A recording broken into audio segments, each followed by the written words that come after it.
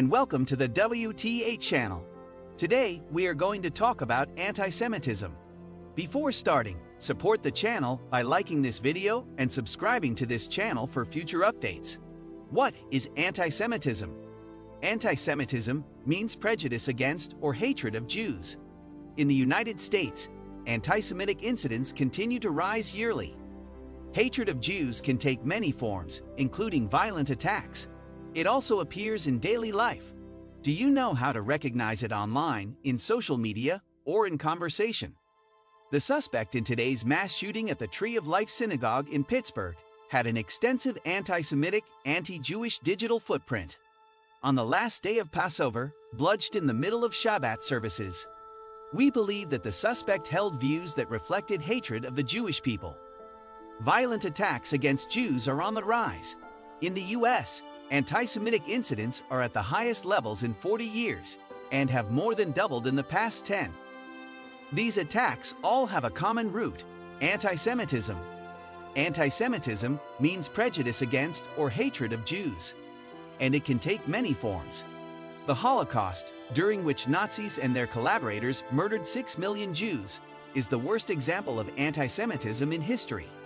But it also exists in daily life.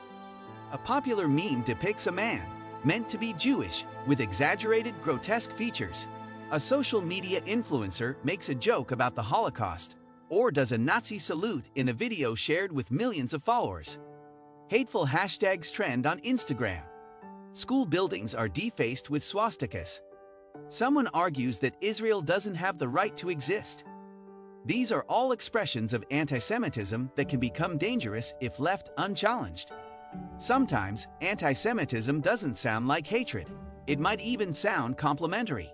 For example, believing that all Jews are good with money can open the door to more overtly anti-Semitic beliefs, such as all Jews are greedy. When repeated over and over, and not questioned, stereotypes can be accepted as truth. And that can eventually lead to biases and hatred of an entire group. The Holocaust began with words, not killing. And while there's no direct connection between sharing a meme and violent attacks, when left unchecked, anti-Semitism creeps into all aspects of society and starts chipping away at democratic values. The more you hear or see anti-Semitism in your social media feed or in casual conversations, the more accustomed or numb you become to hateful and dangerous beliefs and behavior, which is why it's important to never ignore it, overlook it, or accept it. Anti-Semitism throughout time. Hatred of Jews has existed for thousands of years. The Holocaust, in which the Nazis and their collaborators murdered 6 million Jews in Europe, was one of the worst examples. But anti-Semitism didn't start or end with the Holocaust. What makes anti-Semitism one of the oldest and most persistent forms of hatred? The COVID-19 pandemic upturned the world, creating both health and economic disasters.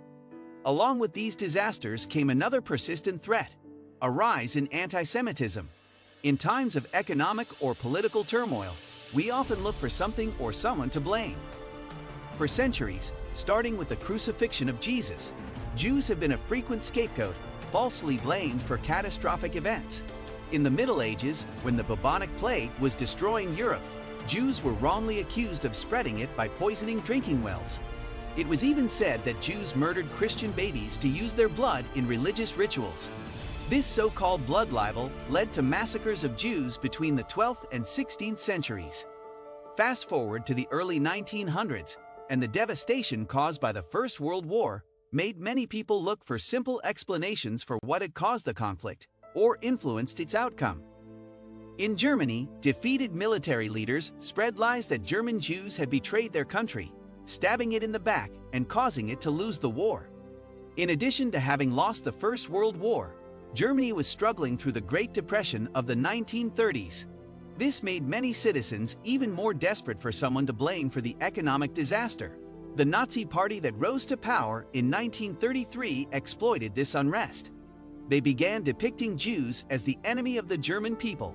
They said that Jews were an internal source of contagion or disease in Europe that had to be wiped out.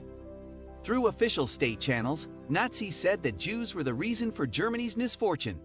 They exploited the general population's readiness to scapegoat Jews by enacting laws that targeted the freedoms of the Jewish people. Sometimes called the longest hatred, anti-Semitism has persisted for thousands of years. No matter how much the world changes, anti-Semitism adapts, flaring up again and again during turbulent times.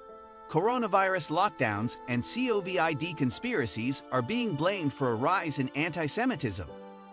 This persistent nature, not grounded in facts or reality, is what makes it so dangerous and deadly. If history has taught us anything, it's that we can never ignore it, overlook it, or accept it. How can Jews claim to be targets of discrimination when so many Jews are doing so well?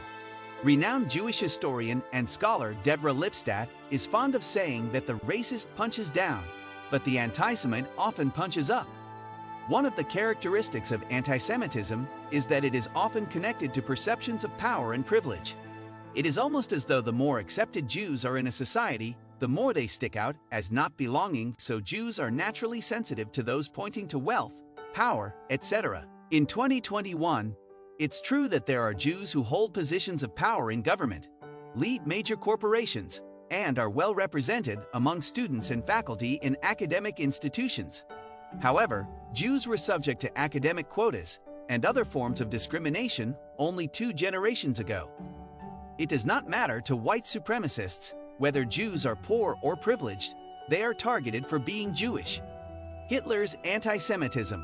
Why did he hate the Jews? Anti-Semitism played a major role in Adolf Hitler's thinking and in the Nazi ideology.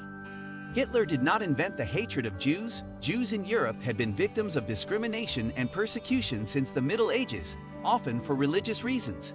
Christians saw the Jewish faith as an aberration that had to be quashed. Jews were sometimes forced to convert, or they were not allowed to practice certain professions. In the 19th century, religion played a less important role.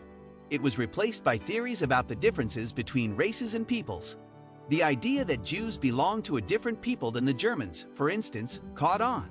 Even Jews who had converted to Christianity were still different because of their bloodline. The origin of Hitler's hatred of Jews is not clear. In Mein Kampf, he described his development into an anti-Semite as the result of a long personal struggle. Supposedly, his aversion to everything Jewish came to fruition when he was living and working as a painter in Vienna, 1908 to 1913. Most historians believe that Hitler came up with this explanation in hindsight. He would have used it to assure people who were not yet convinced of his ideas that they would eventually see the light. One way or another, it is clear that Hitler came into contact with anti-Semitic ideas at an early age. To what extent he shared them at that point is not certain. If he was prejudiced against Jews while living in Vienna, his prejudice had not yet crystallized into a clear worldview. After all, one of the most loyal buyers of his paintings in Vienna was a Jew, Samuel Morgenstern. This brings us to the end of our video. It was our pleasure to spend some time with you. Thank you for watching the WTH channel. Let us know what you think of this video in the comment section, and don't forget to subscribe for more content.